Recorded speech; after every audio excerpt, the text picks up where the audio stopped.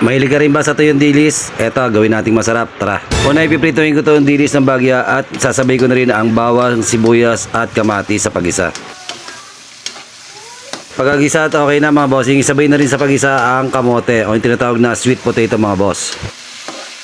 Sunod naman sa pagisa ang bell pepper mga bossing. Ang pampalasa ko naman dito mga bossing ay naglalagay ako ng paminta at konting patis. Sunod naman ay maglalagay din ako ng 2 hanggang 3 basong tubig mga boss. At takpan lang to hanggang sa maluto ang mga kamote mga bossing.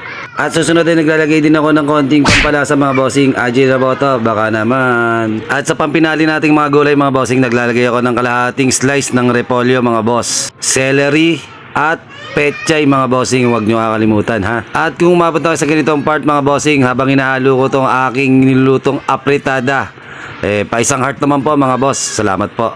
At pagkahalo at okay na mga bossing, eto na ang ating finished product. Napakasarap talaga ng ganitong luto, lalo na pag ganitong umuulan. At habang nagtatakal ako ng gulay mga bossing, paki-comment naman sa comment section kung taga-saan mo kayo para mabati ko naman kayo mga boss. Thank you very much.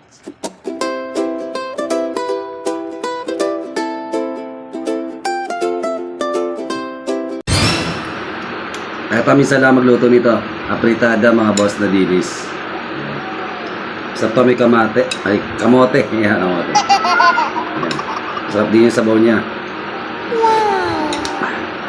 Gawa na rin ng celery at saka yung bell pepper, pati yung sweet potato. Ayos.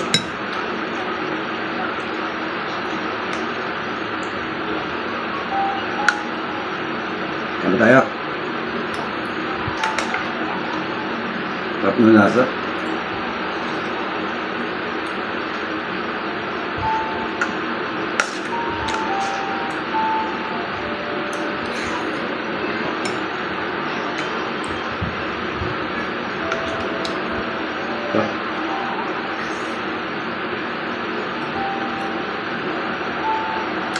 Ang sarap.